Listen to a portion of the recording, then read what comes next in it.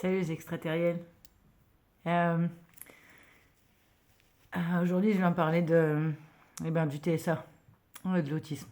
Parce que quand on a un TSA, qu'on découvre qu'on est autiste, à l'âge adulte comme moi, enfin tardivement, à 48 ans, il y a plein de choses qui apparaissent. C'est un peu comme si ça donne l'impression d'être autiste tout d'un coup. J'ai bien conscience que c'est pas le cas.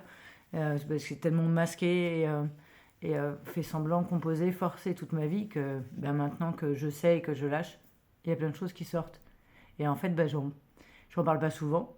Euh, Déjà parce que c'est pas évident en dehors des neuroatypiques d'en parler. Et parce que ça fait pas longtemps que j'admets que je suis vraiment autiste. Et puis je doute moins, on va dire, je ne doute plus tous les jours. Il y a des jours où je doute pas du tout, comme aujourd'hui. Et peut-être que demain j'en douterai. Et en fait, euh, pour dire que tout me coûte, en fait. J'allais dire nous, mais je vais parler de moi, mais je sais que c'est pas que moi. En fait, tout me coûte. Et en ce moment, je vois à quel point. Un exemple de ce matin, en fait, je vais voir le médecin parce que voilà, j'ai des grosses douleurs d'épaule. Alors, en fait, c'est pareil d'avoir mal tout le temps, euh, où ça se voit pas. C'est des douleurs invisibles, mais en fait, elles sont là tout le temps. Déjà, ça épuise. Donc, me sentir épuisé, plus que le mot fatigué. Parce que c'est vraiment, avec l'autisme, les neuroatypies, c'est vraiment de l'épuisement, en fait. C'est pas parce que je vais me reposer, c'est pas en me reposant 2, 3 jours et en dormant que ça va aller mieux, enfin que je vais me sentir reposée puis épuisée après, en fait. Malheureusement, ça marche pas comme ça. Et, euh, et donc, j'ai des problèmes d'épaule et j'ai une cheville qui se bloque.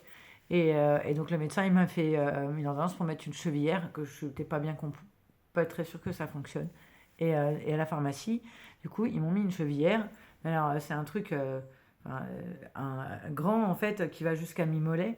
Où on a rigolé avec la pharmacienne qui me l'a mise parce que on a galéré, parce que du coup c'est dur, ça serre. Moi avec mes épaules, je me suis demandé comment est-ce que j'allais la mettre et surtout comment j'allais l'enlever. Et ça me paraissait énorme par rapport à la douleur que j'avais. Et bref, et du coup, j'ai été faire une course, j'avais un autre rendez-vous et je rentre chez moi et en fait, je peux plus poser le pied par terre. J'avais trop mal, ça m'a déclenché ma douleur alors que c'était pas tant que ça ce matin. Et arrivé à la maison, j'ai vu que mes orteils ils étaient un peu changés de couleur et j'ai voulu l'enlever en fait je pouvais pas. Je pouvais pas l'enlever, j'ai pas la force, c'était trop dur. Et, euh, et en fait, déjà avant, je crois que j'aurais mis un temps fou à me décider à retourner à la pharmacie pour leur dire. Et là, en façon, j'étais tellement coincée que j'y suis allée. Et j'aurais dit, ça va pas, j'ai mal et je peux pas l'enlever, c'est compliqué en fait. Et du coup, elle a vu qu'effectivement c'était, donc elle me l'a enlevé, puis elle m'en a donné une plus simple qui s'enfile très facilement, voilà. Et en fait, tout ça pour raconter que ça paraît un détail d'avoir fait ça, et en fait, je me suis rendu compte en sortant, et c'est ce qui fait que j'ai encore envie de pleurer, c'est que ça m'a coûté, ça me coûte de fou, je suis épuisée. En fait, là, en rentrant, j'avais envie d'aller me coucher, parce que voilà, il y a des jours où c'est moins facile, il y a des interactions qui sont compliquées, et ça, des petits détails comme ça, de devoir retourner à la pharmacie pour m'exprimer. J'ai osé, c'est bien, je suis contente de faire ça. Par contre, je vois à quel point, au niveau émotionnel et épuisement, ça me coûte.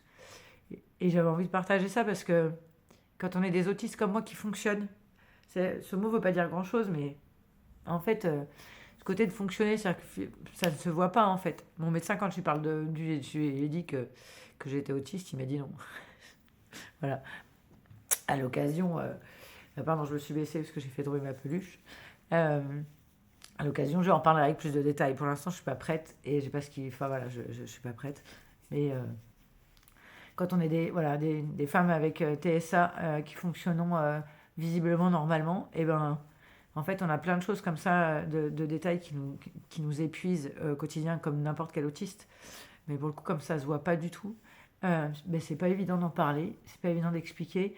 Et en fait, à part d'autres neuroatypiques, il n'y a pas grand monde. C'est difficile d'être comprise en fait. Et j'avais envie de le partager parce que voilà, on est beaucoup comme ça. Et je sais qu'entre autres, dans celles qui me suivent, on est beaucoup avec des neuroatypies, et que ce soit TSA, TDAH. Parce qu'avec le TDAH, je pense aussi qu'il y a des choses sans aucun doute qui coûtent ou qui sont compliquées, ou le fait de ne pas pouvoir faire à manger alors qu'on avait faim, de faire une tâche. Euh, Moi, je me rends compte de plus en plus que je sais pas si j'ai un TDAH avec, mais en tout cas, il y a beaucoup de traits et de similitudes. Et euh, par exemple, enfin, voilà, en ce moment, avec l'épuisement, ou je sais pas, mais là, ma vaisselle, ça me sort par les yeux. En fait, j'arrive. Enfin, c'est pas que ça me sort par les yeux, j'arrive pas. Je suis devant et en fait, bah, je fais pas. Et j'ai du mal à faire la différence entre. Bah, ça mouline dans ma tête en me disant, ouais, je suis feignante, je suis bonne à rien. Et bon, bah, souvent, je me reprends en me disant que non, c'est pas ça. C'est juste que c'est trop, que je peux pas. Et que là c'est pas possible, bah, je ferai plus tard. Et en fait, bah voilà, c'est tous les jours en fait. On se rend pas compte, mais du coup, bah, c'est quelque part, c'est un combat, je sais pas, mais c'est en tout cas quelque chose de quotidien, de tous les jours pour l'instant, comme je dois déconstruire tout ce que j'ai fait dans ma vie. Enfin, la façon dont je fonctionnais avant, j'ai évolué sur plein de choses et enfin voilà, c'est juste énorme. Pour autant, je me rends compte du chemin qu'il y a encore à faire.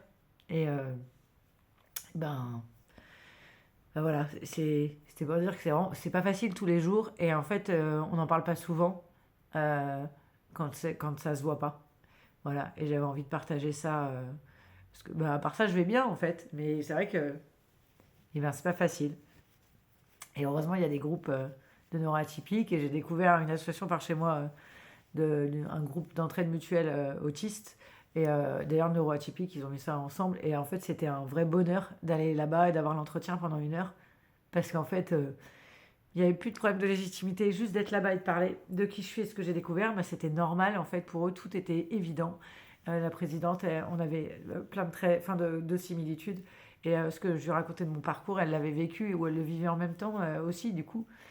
C'était, voilà, ça par contre, bah, c'était un super rendez-vous et que voilà, je vais retourner dans cet assaut avec grand plaisir bah, plusieurs fois et m'investir dedans parce que là, ça fait vraiment un bien fou d'avoir un endroit où en fait il n'y a rien à expliquer. Il y a juste, s'il y a, je peux dire juste ce que je ressens ou quelque chose et il n'y a rien à justifier. Et en fait, ça permet ben, un vrai soulagement et ça permet d'arrêter le cerveau qui n'est pas à tourner, à s'auto-juger en permanence, à me remettre en question en permanence.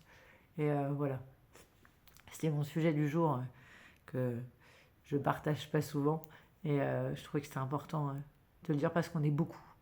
On est beaucoup. On a l'impression que il y a des gens qui parlent d'effet de mode, c'est pas une histoire d'effet de mode, c'est qu'en fait, bah, quand on se sent, quand ça nous parle, en fait, c'est comme ça que ça m'est arrivé moi, comme ça me parle les neuroatypies, que ce soit le HPI, le TSA, le TDAH, en fait, ce que racontent les témoignages, c'est ce qui m'a aidé à me trouver moi, et c'est pour ça que je trouve important bah, de témoigner à mon tour, pour que ça aide un maximum de personnes, de femmes en particulier, euh, bah, parce qu'on n'en parle pas assez, et plus on en parlera, et plus ce sera